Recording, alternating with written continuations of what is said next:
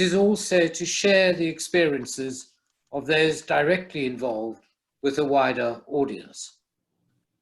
A fortnight ago, the Greys webinar looked at family law. Today, the focus is on work done virtually in the commercial court and international arbitration. This is particularly important given the leading roles of London and English law in international dispute resolution. We are fortunate to have with us two of London's leading practitioners, both in the commercial court and in international arbitration. We have the Vice Treasurer, Ali Malek, Queen's Counsel, and Master Matthews, Duncan Matthews, Queen's Counsel, who is also a board member of the LCIA and chairman of the Supporting Members Liaison Committee of the LMAA. As a COIC trustee, he is also a co-opted member of the Gray's Inn Management Committee. Our third participant, Master Sir David Foxton, is himself a former leading practitioner in this area and now a distinguished judge of the commercial court. He is also an author, including amongst his works, if I may say so, a most impressive biography of the great commercial judge and Lord Justice Scrutton. I shall use first names throughout this session. A word about the format. After a very few minutes from me, I will hand over to our speakers who have 5 minutes each, to be followed by what I hope will be a lively Q&A session. For all attendees, as to asking questions, you are invited to ask questions throughout the discussion. Please would you use the Q&A option at the bottom of the screen to type questions, and we will answer at an appropriate point. Please use the Q&A option rather than the chat option, which might otherwise overwhelm us. If anyone wants to verbally ask a question of the panel, please use the raise your hand option. We will then enable your microphone again at an appropriate point so that you can ask your question. A word as to timing: the webinar finishes at 6 p.m, so we will all keep an eye on timing. The use of technology in the context of commercial litigation and international arbitration is hardly new and does not face some of the difficulties which can arise in the context of family law and in Crown Court criminal trials. Further, the HMCTS reform programme emphasised the importance of moving from a paper to a digital system. Tragedy though the pandemic is and has been, that digital agenda and its pace have been transformed. The pandemic has been the catalyst for groundbreaking changes in the delivery of justice, not least in the area under discussion tonight. For my own part, I would pay unhesitating tribute to what has been done by practitioners, arbitrators, and judges alike in this jurisdiction, and for that matter in other jurisdictions, because as I said at the start, justice cannot go on hold. I must also underline that in terms of quality, it is essential that a virtual hearing is not and is not perceived to be a second-class hearing. That would not do. Some issues you might keep in mind, amongst many I hope you will raise, are as follows. 1, the variety of hearing types which may now be contemplated. 2, which cases are most or least suitable for virtual hearings. 3, preserving open justice. 4, witness management in a virtual hearing. 5, stresses and strains of conducting or participating in a virtual hearing. 6, lessons learned, what has not worked and should not be continued. 7, innovations which have worked and which will form the new norm. Quite enough from me. I would like to call on the first speaker, Ali. Very much, Peter. the reason that it's starting with me is that the case I did in March was really the beginning of this process. I mean, remote trials and hearings are the norm, but middle of March, we were faced with a trial, commercial court financial list, hundreds of millions involved, involving 3 parties, and with witnesses, experts in Kazakhstan, Brussels, America. And we started to panic because everything was going very badly. We thought we could get the evidence done by video conference, and then we were faced with travel bans and the like. And about a week before the hearing, the other parties applied to the court for an adjournment before Mr. Justice Tier, the judge in charge of the commercial list. And what they said is that as a result of 8 witnesses and experts, they will have to be cross-examined by video conference. This is most unusual, and I'm reading from their submissions, their letter, and not a satisfactory approach to litigation of this management. They went on to say that the trial will be inevitably affected by a myriad of logistical problems, ranging from poor connection and bad call quality to witnesses and experts having issues navigating the trial bundle, which is yet to be delivered to the various locations. And there will not be witnesses or representatives present to when witnesses are giving evidence from different locations. And they asked for an adjournment. So that was what the application was. It was dismissed by Mr. Justice Tier, who basically said, well, we've got to get on with it. And that was the decision he made. We were fortunate because on the first day of the trial, the Coronavirus Act came into force. We were able to deal with the question of public hearings by, first of all, putting the transcript on the internet through the one of the solicitors. And then on the second day, I think it was, or the third day, the trial was broadcast by YouTube across the world. So anyway, that's the background. I mean, the hearing, everyone was at their homes. And in fact, one of the objections to the hearing was that the legal team had been put at risk in that they'd been in contact with individuals within their law firm who had COVID-19. And the question was, well, what would happen if one of them got the virus? To which Mr. Justice Tier said, well, somebody else can argue it, which didn't go down terribly well. But anyway, he said that, and anyway, the joke was really on the fact that I actually went down with COVID-19. And so I was doing the hearing wearing tracksuit bottoms, but dressed now, so no one would see that I was wearing trainers.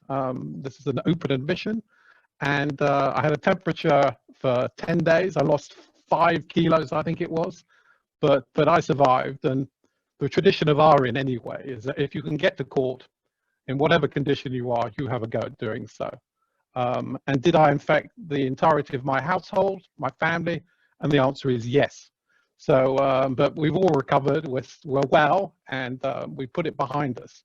But Peter, that's all I wanted to say in terms of the case. There's various aspects that one can discuss in terms of how you conduct these cases and the difficulties, but I think that will probably come out in the discussion later. Thank you. Ali, thank you very much indeed. I'm most grateful you're well and your family have recovered. And I think all concerned have noticed the tracksuit admission. But I would now move on next to Duncan, please. Thank you, Peter. And hello to all of you who've joined us this evening. Although my practice is split about 50-50 court and arbitration, I'm going to focus more on arbitration this evening. Partly because that's what we agreed amongst ourselves, and I feel I should stick to that. And partly because that is what I've been mostly doing this year. On the 10th of February this year, on day 1 of a 4-week arbitration hearing, I persuaded an arbitral tribunal to adopt what we now term a hybrid virtual hearing. The other side's lawyers and witnesses were coming from mainland China, and there were many on our side who at that stage had issues with the prospect of sharing the same facilities with people coming from mainland China. In the week before that application took place, the travel restrictions extended to Thailand, Singapore, and Hong Kong, amongst other countries, which encompassed my own clients and some of my witnesses, and also 2 of the expert witnesses. Then on 23rd of April this year, sitting as an arbitrator, one of a panel of 3, we decided that a 2 to 3 week hearing should go ahead as a fully virtual hearing, and that has done so starting on the 1st of June. We completed day 9 today. This was despite widespread fears that had been indicated, suggesting that we couldn't possibly have the witnesses giving evidence, some of whom were in homes in forests in Central Europe and Eastern Europe, and it was suggested that they wouldn't have sufficient links and it would be impossible for us to conduct the hearing fairly. Happily, none of that has turned out to be an obstacle.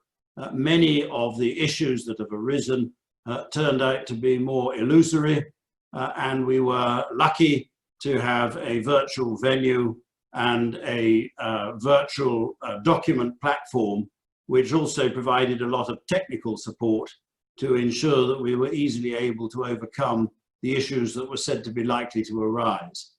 In the event, very substantially, the whole hearing so far has gone with virtually no technical hitches, and to the extent that there's been difficulty in relation to breaks in internet connection and so on, most of the people concerned have actually tended to be those who are participating from within London rather than from more remote jurisdictions.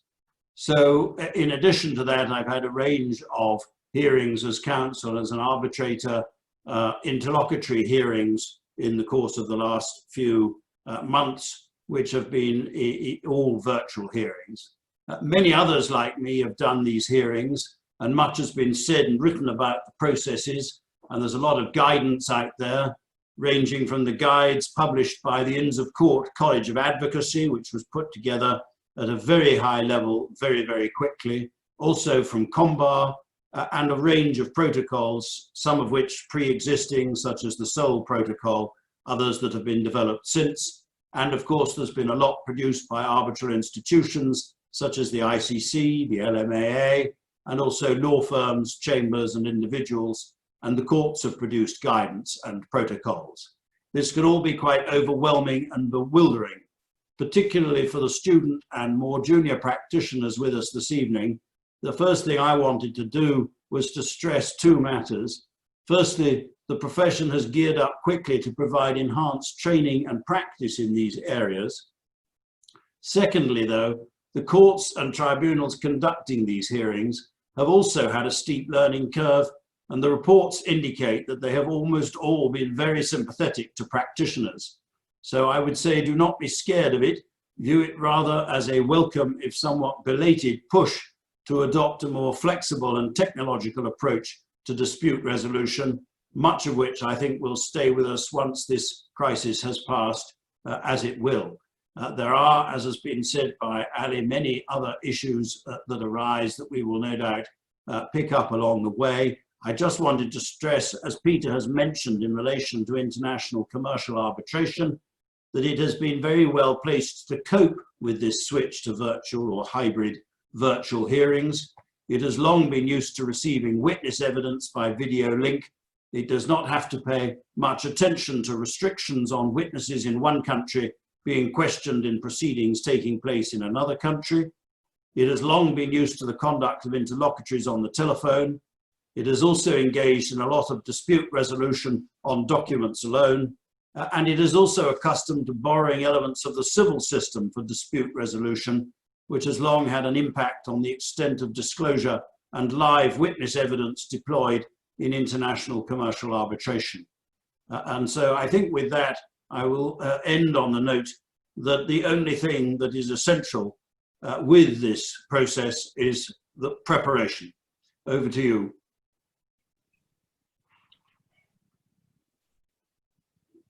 Peter, you're muted. Thank you very much indeed, Duncan. We can see some themes emerging. Ali has shown us how a very major trial was conducted at the very outset of the pandemic, virtually. Duncan's picked up on the variety of modes in which proceedings can go ahead, and also the flexibility of arbitration to cope with these issues. We will obviously have to think about what happens when this pandemic is all over. What do we keep? What do we change? Next on, David, please. I should be very interested to hear about the perspective from the commercial court. Thank you. I thought I would begin by letting you know what the commercial court has been doing during lockdown. It has not been all Netflix and Deliveroo. We have been very busy. There have been very few adjourned trials. A handful, one of those has already been refixed for July. And whilst early on, we probably saw a higher proportion of trials settling than at the equivalent time last year, that is no longer the case. We're operating close to 100% of the expected new work. More new actions were commenced between March and the 1st of June 2020 than in the equivalent period 2019. And the levels of hearings listed and heard are running at or around the same rate as the preceding year. Now, up to now, those hearings have overwhelmingly been pure remote hearings. But we are now beginning to enter the phase of the hybrid hearing. Mr. Justice Waxman is currently doing the PCP Barclays trial on a hybrid basis, with some parts of the trial happening under carefully controlled conditions in the Rolls building, other parts remotely. And there are going to be further such cases between now and the end of term. Those are involving a core team of those who will address the court and a very limited number of others being in the courtroom with the judge. The remainder of the teams with remote access to what is happening in court, either from their own offices or sometimes from a different court within the building. And it's fair to say that those hearings at the moment are being conducted with the aid of sophisticated trial management systems, such as those provided by Opus, which undoubtedly are not an option in every form of litigation that the courts encounter. Access to justice has been addressed either by live streaming, by having the link to another court in which members of the public can turn up, or on calls done on Skype for Business or similar systems, by the listing giving notification of where you can seek access in order to dial in yourself. But the travel restrictions that have followed from the pandemic have in many ways had an equally significant impact on cases, because even though we are now able to conduct some cases with a hybrid element, the commercial court has always had a very large proportion of its business coming from one or both parties being based in another jurisdiction. And the idea of flying in to 14-day quarantine for your day or two's evidence and then flying out again for 14 days quarantine before you can go home is not hugely attractive. So even with the hybrid hearings now on offering, I think we're going to see the majority of commercial cases being done on a fully remote basis. Now, one consequence of the hybrid hearing, it involves a great deal of work to keep everyone safe in terms of access to court, access to the Rolls building, court staff.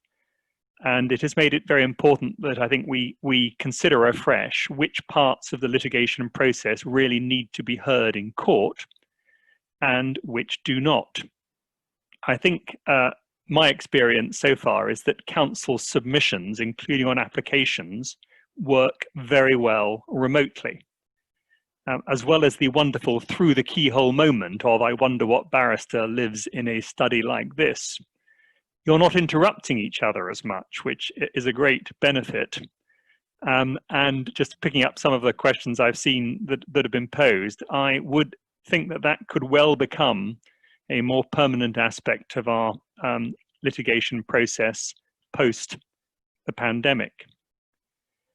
equally, I think the time has come for the courts to consider following the example increasingly followed in international arbitration and by international courts such as the DIFC and the Singapore International Commercial Court, and no longer to take foreign law evidence through the cross-examination of witnesses, but to do it by submissions made by locally qualified English counsel on the basis of the foreign source materials.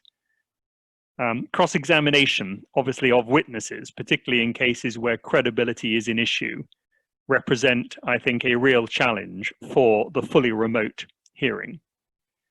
But even then, I think we have to begin to consider whether we can still give ourselves the luxury of the very extended cross-examination, which sometimes seems to be used as an opportunity simply to present the documents in a chosen narrative form to the judge for the first time, or the sometimes sterile exchanges by advocates who understandably feel they must put their case, but where the judge is really none the wiser at the end.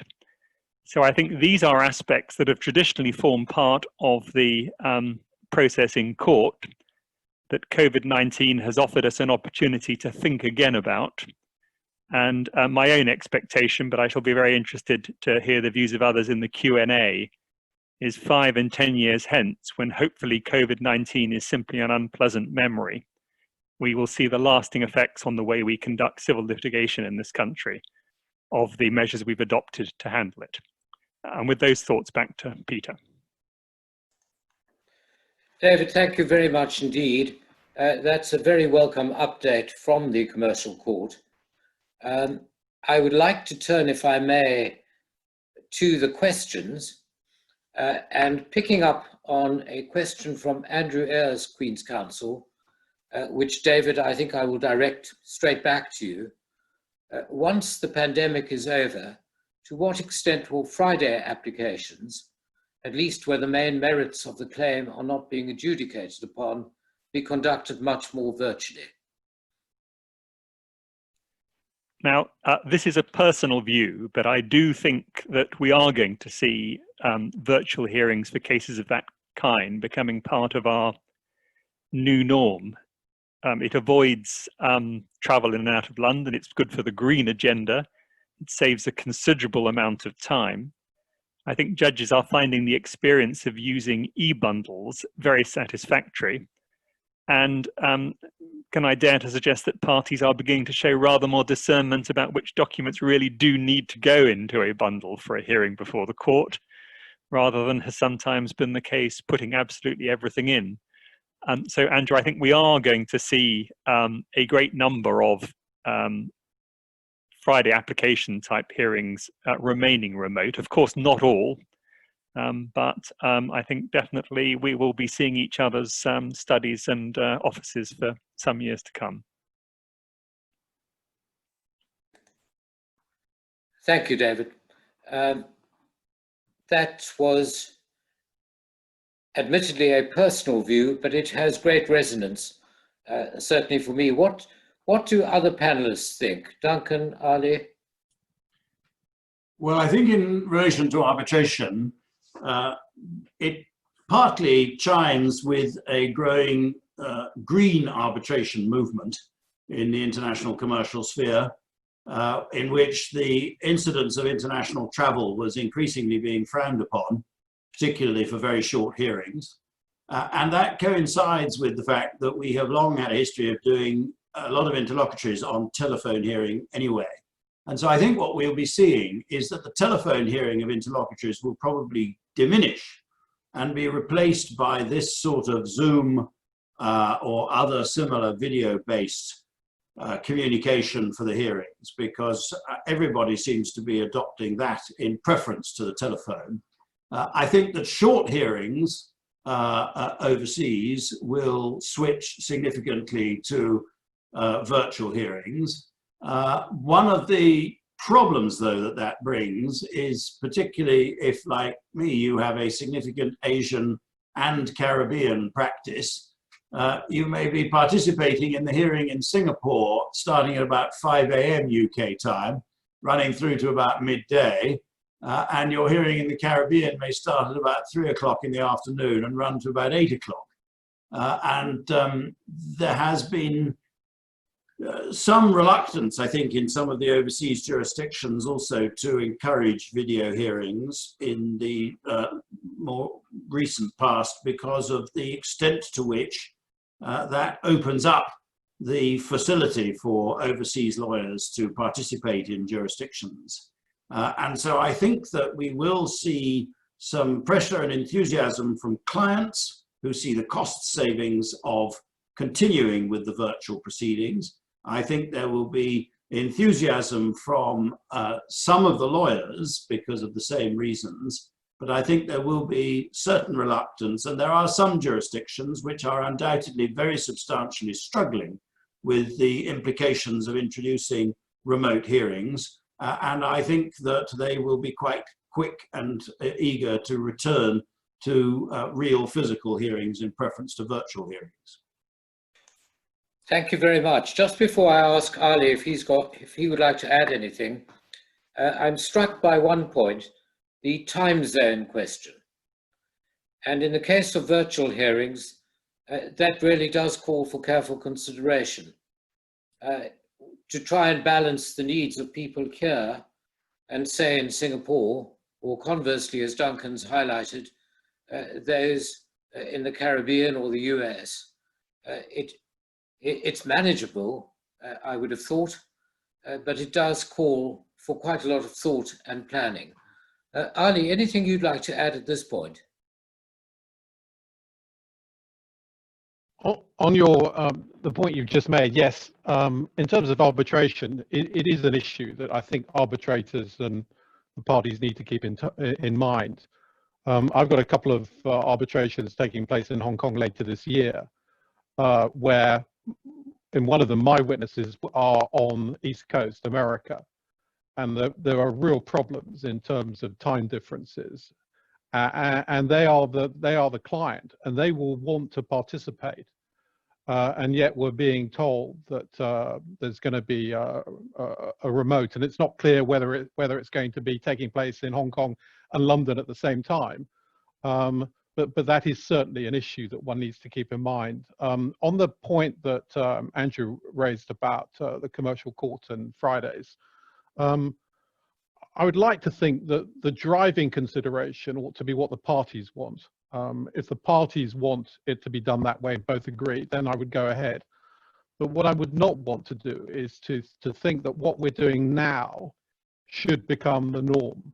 I see real issues about having to sit in front of screens all day long, even if I'm talking to you, Peter. But it's the dynamics in court, the ability to take instructions, the discussions outside court that lead up to the hearing. I would not like to see that lost. But David does make a good point that there will be cases that are very suitable for determination in a way that does not require everyone to come down to court. But let's see what happens. It'd be very interesting to see how it goes.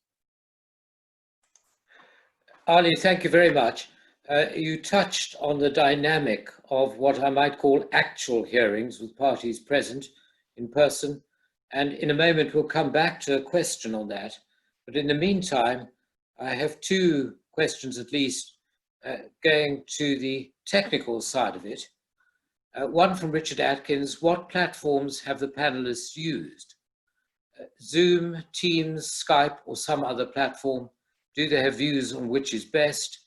And a question to much the same effect from Phil Law.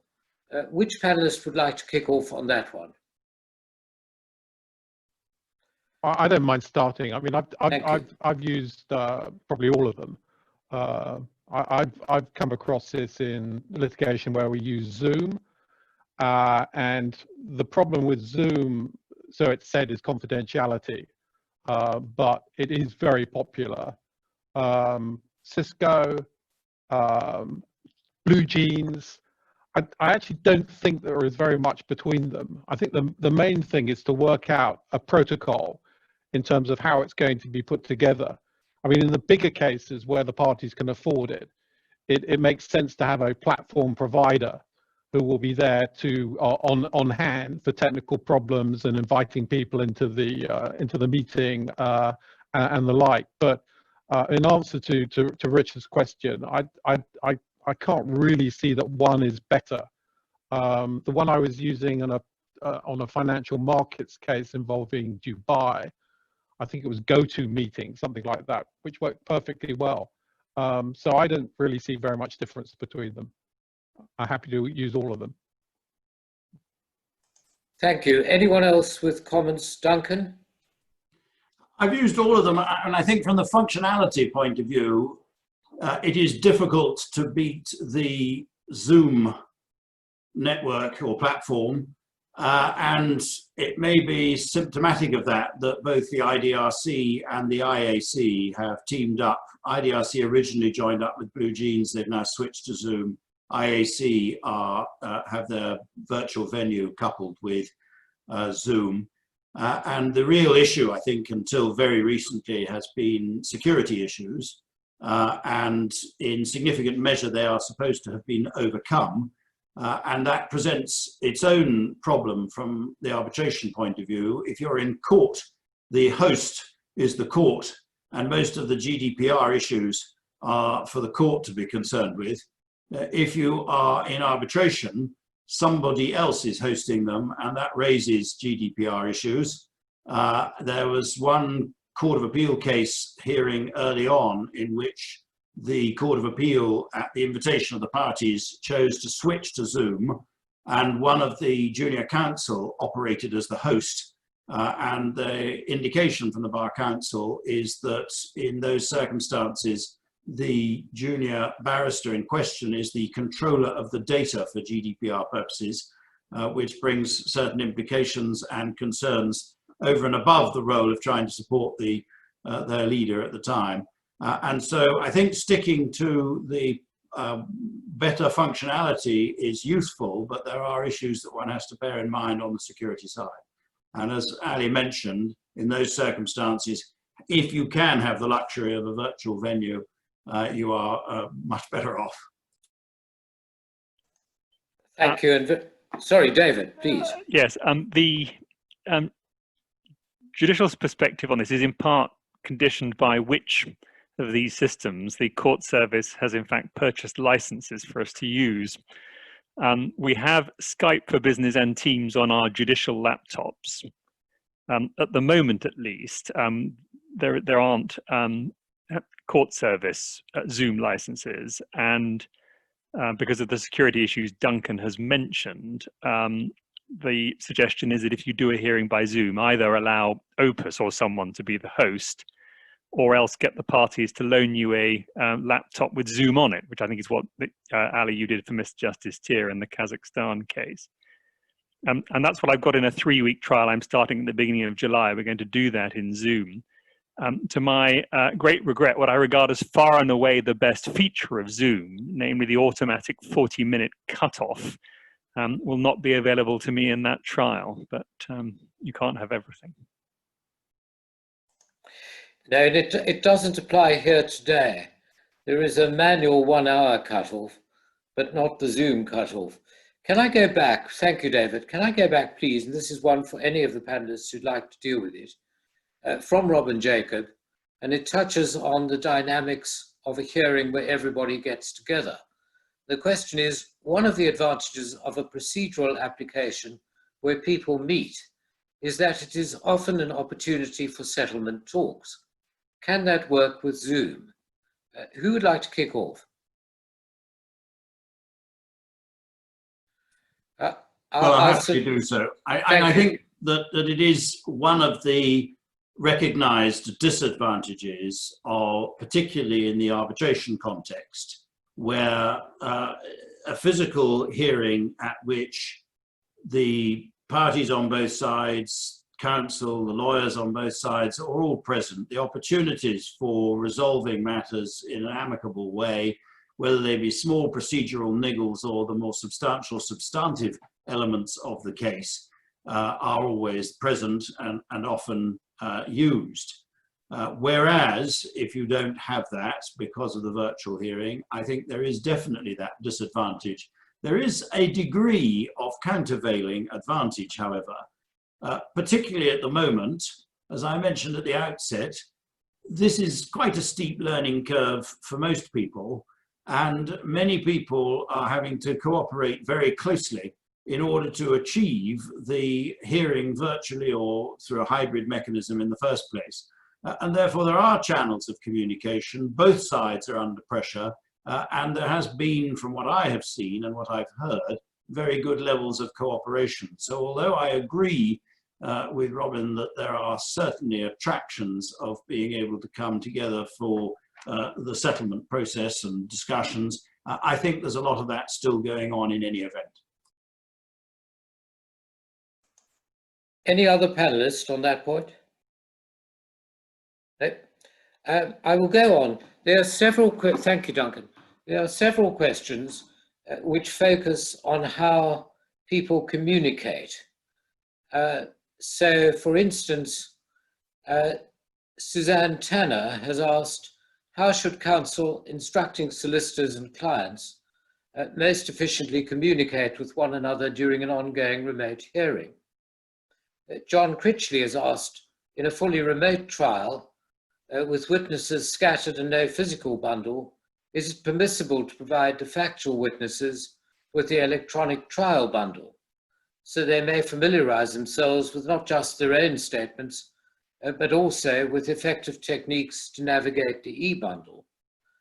And finally, on this particular topic, Chris Malek, in a remote hearing where your client isn't physically with you, do you have a separate messaging medium open between yourselves and your client, enabling your client to nudge or whisper to you?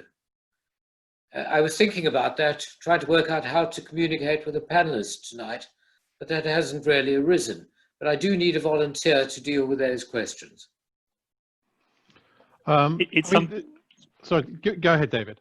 WhatsApp appears to be the off-video communication method of choice. But I think what it requires from judges hearing these applications is a recognition that there has to be a virtual equivalent of, would you mind if I turn around for a few moments to take instructions, or even if I rose for a few moments to discuss something. And I hope parties in remote hearings would feel free to request the opportunity to move offline for a bit and have a temporary break to the hearing whilst they were able to communicate in frank and confidential terms with their advocate. I think judges are receptive to that. We recognize that we must, as it were, make specific provision for those sorts of communications where necessary during the remote trial, rather than simply let matters develop organically in the way they did at a physical hearing. Thank you very much. Ali? Yes, I mean, David's right. It's really WhatsApp. I mean, what we did in the Kazakhstan case, I don't know how many people were involved in the case, but there were 4 counsel in the case, including me. And so we had 2 groups. We basically had a group which involved the clients and the experts and the like, where they were communicating by WhatsApp. And then there was a communication to me by the counsel team. But it's not easy and to pick up, WhatsApp messages while you're in the middle of asking questions. And the point that David made is a good one, which is that it's a good idea to give a break, perhaps at the end of a cross-examination, just to check that nothing has been omitted. And there's also thinking that these cases are more stressful, and therefore there should be more breaks in order to achieve, a fair outcome. I mean, when we're sitting as tribunal members, we also use WhatsApp. We tend to, the ones I've done where I've been sitting on a tribunal is we tend to get together before and over the lunch break to discuss issues. But there may be a case where we actually communicate during the hearing by WhatsApp. that seems to work. So David's right. It's really WhatsApp that's the popular means at the mode at the moment, anyway.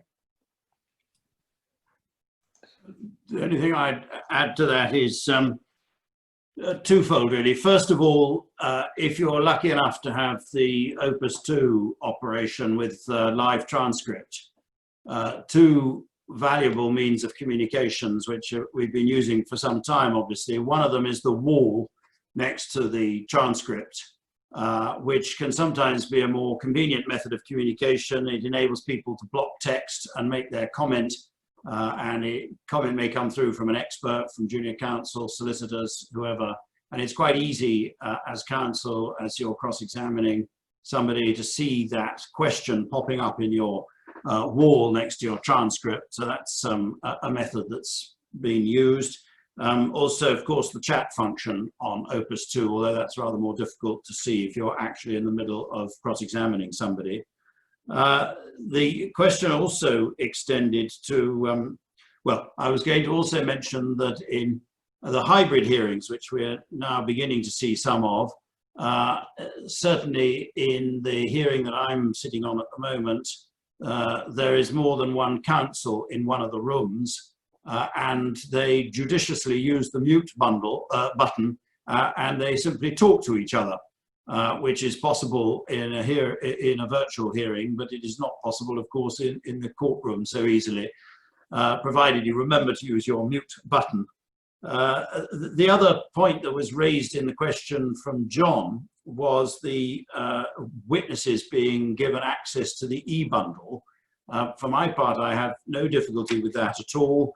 But one of the things I think is absolutely essential is that I think witnesses, both factual and expert, should be provided with a hard copy of their witness statements or experts' reports. There is a limitation through the electronic bundles that the witness who's being cross-examined is only able to see one or at most 2 or 3 pages displayed on the screen for them. And it can be extremely difficult for the witness properly to grapple with questions when they can't look at the next page, when they can't see the whole of a paragraph of their witness statement, when they can't see a paragraph of their witness statement and a relevant document at the same time. And it just makes it much simpler if they've got hard copies of those documents with them.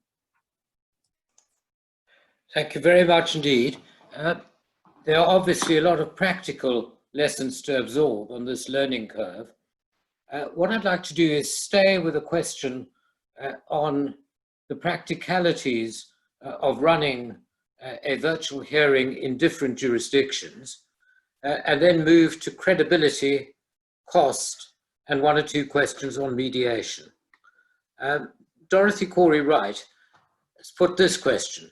In a forthcoming multi-jurisdictional arbitration, the tribunal has ordered that it should have its own representative present at a location where evidence is being given. Is this something the panel has encountered? Does the panel think it is a good idea, and can the panel see pitfalls? Who would like to deal with that? Well, I think that is one of the big issues about taking evidence this way. I mean, the other issue that comes up is, what to make sure that the witness is not being prompted. Apparently there's a technology whereby you can perhaps have 2 cameras, or you can have a camera that goes 360 degrees. It's been dealt with by statements at the very beginning, affirmations or sworn statements to the effect that there is no one else in the room. It is an issue that comes up in practice. But as far as Dorothy's question is concerned, I'm about to do an arbitration as an arbitrator where the parties have agreed that the evidence is going to be taken in a certain country, and that a representative and the evidence is going to be taken in a particular law office, and that the other side's representative will be present, which is, I suppose, there to make sure that everything is done appropriately. I mean, in the Kazakh case, the one we've discussed, everything happened so quickly. I mean, it was all done within days, the whole process from beginning to end. And in that case, nothing like that was possible. The evidence was given, I think, in the majority from people's homes rather than offices. But I think it's right to say that in many cases, it will be required by one of the parties that they have a representative present to ensure that there's no sort of prompting of witnesses. And of course, the thing to do is to make sure that you keep your, when you've finished, to turn off your microphone. I did one where the microphone did not switch off, and it was very embarrassing. I won't say more. David, Yes. can I ask, does the court have concerns about what I would call witness coaching if in virtual hearings? It's something, and I'll be interested in your views on this, Peter, that worried me a lot more when I was at the bar than it does now, in that I feel it's incredibly easy to spot. But parties are understandably concerned about this. The trial I've got coming up, there is going to be a sort of a screen that shows the room from the perspective of the witness as they give evidence, simply so that you can see who is in front of them. But there are limits to the extent to which I think you can defeat a really determined attempt to have someone in the room.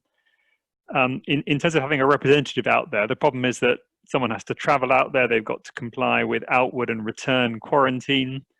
They themselves have to be exposed to whatever might be involved in flying on an aircraft in days of COVID-19. So it is, if it's someone from going out from this country, there are difficulties. I suppose you can get a local lawyer to go in if you're able to organize it, but that will all add to what is already, many feel, quite an expensive process. And of course, you're still sight unseen as to what is happening during the breaks and overnight in the way we all always have been. Peter, Thank you. I had very, sorry. In my hybrid hearing in February, as had always really been the case before, people were extremely anxious about this question of, is the witness alone in their room? Are they getting help from somebody? And we were able to get equipment where it was, additional equipment where it was needed, so that there were laptop cameras rigged up behind the witness so that you saw the whole room. You can have a mirror rigged up behind the witness, all of these sort of concerns. I have to say that over the course of the last few months, I think, as David mentioned, there's a degree of realism which is beginning to surface. That realistically speaking, first of all, most witnesses try to tell what they think is the truth. They may get it wrong because they have the wrong understanding of what actually happened, but most witnesses are not trying to lie. And unless you have a case involving significant issues of dishonesty or fraud being alleged, people, I think, are becoming much more realistic about the fact that witnesses will be trying generally to tell the truth. And it does become pretty obvious if, against that background, somebody is trying to tell them to say something which is different from what they would otherwise be inclined to say, or their attention is all the time on one particular different place in the room. So I think it's a problem that people are becoming less and less worried about. Thank you. David asked for my views on it. In essence, I agree with what he and Duncan have said. It ultimately, without being complacent about this, ultimately one can normally tell if a witness has been coached. There is always a bit of a danger. We've had examples in traditional style hearings of people being coached during breaks or overnight. But my instinct is that in a virtual hearing with people all over the world, having the right kit in the room should probably help considerably. I'm conscious we have about 8 minutes left. There are 3 areas I said I would like us to cover quite quickly now. The first is credibility. Question from Tim Nutley. In the panel's experience, does the remote attendance of witnesses often present difficulties for the judge in assessing their credibility. Where should the line be drawn between remote attendance and insisting on a witness attending in person? I was going to volunteer David for that, first of all. This is a very long-standing debate, isn't it? And it's a debate that the Court of Appeal often have when discussing how far they can interfere with fact findings off transcripts not having seen the demeanour, as it's famously called. Scruton was a great believer in demeanour because as a junior he attended a trial where he saw a defendant lying in a comic book sense, sweat dripping off his forehead and almost falling apart. His long-term colleague, Lord Atkin, great Gray's Inn man, was not a believer in demeanour because as a junior he participated in a trial in which someone remained absolutely calm and assured and collected throughout, even though documents appeared that showed they had been lying from beginning to end. I know, Duncan, that civilians and many arbitrators believe that we over-fetishize the effect of cross-examination in revealing where truth lies in the common law jurisdiction. I think in a case with enough contemporary documents, it's much less important to have the witness in the room, but there will always be cases where you do not have anything other than inherent probability and the witness's reaction under questioning to guide you. And there I have to say, I think being in the room is undoubtedly better than being on a screen. Thank you very much. Ali or Duncan, would you like to say anything on that, or shall we move on to cost? We move on. David said everything. Agreed. Moving on then to cost, John Arf has posed the point. Has posed the question: is there any indication yet that a virtual hearing is cheaper than the traditional mode, as it surely should be? Right, Ali or Duncan? I think I'm volunteering on this one. Well, certainly for the hearings that I've been involved in so far, the instinct of the party wanting a delay was to say it would all be terribly expensive to do it virtually because of all the costs of the video links and the hosting of platforms and the e-bundles and so on and so forth. But the parties were required to look a little bit more carefully at the relative costs. And when you start to add up the costs of transporting teams of people around the world, putting them up in hotels, and in many cases probably having an e-bundle or some kind of bundle anyway, the cost differential begins to diminish very rapidly. The cost of the electronic process has itself reduced dramatically over the last months, and also the nature of the electronic bundle.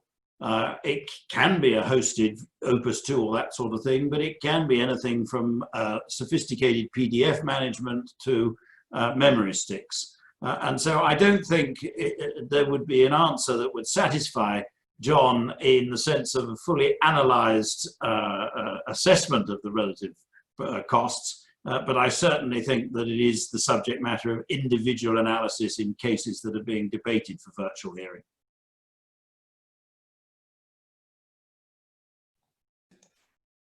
I will take two final questions, if I may, given the time. The first is from L. Reed. Are virtual hearings being used in mediation? If so, are they effective? I think this is one for Ali or Duncan. I can't help on that, although I have received, by email, a number of emails dealing with mediation by remotely, so I assume it's happening. I don't see any reason why it shouldn't happen. I suppose the disadvantage is that you don't get the kind of moving around that you see when you're doing a mediation, whether it's between counsel or solicitors and the client and client. But I don't see any reason why mediation shouldn't work remotely. I'd only add that there is a virtual mediation platform that has been developed, and it does enable that moving around to take place by a succession of different remote virtual rooms. And so you can replicate the process of people moving in and out of different rooms and having the same counsel-to-counsel discussions with the mediator, or the mediator just with the clients or whatever. And there has been really quite sophisticated development of virtual mediation. I think probably since the beginning of the year. It was coming in any event, but it has certainly accelerated since. Duncan, thank you. I've indeed had a contribution from Michael Silverleaf, who says he is mediating remotely and it is extremely effective. And now what looks like the final question, hot tubbing. In the expert witness sense, do panelists have experience of hot tubbing in a virtual hearing? If so, did this require any particular management of the experts? Who would like to deal with that?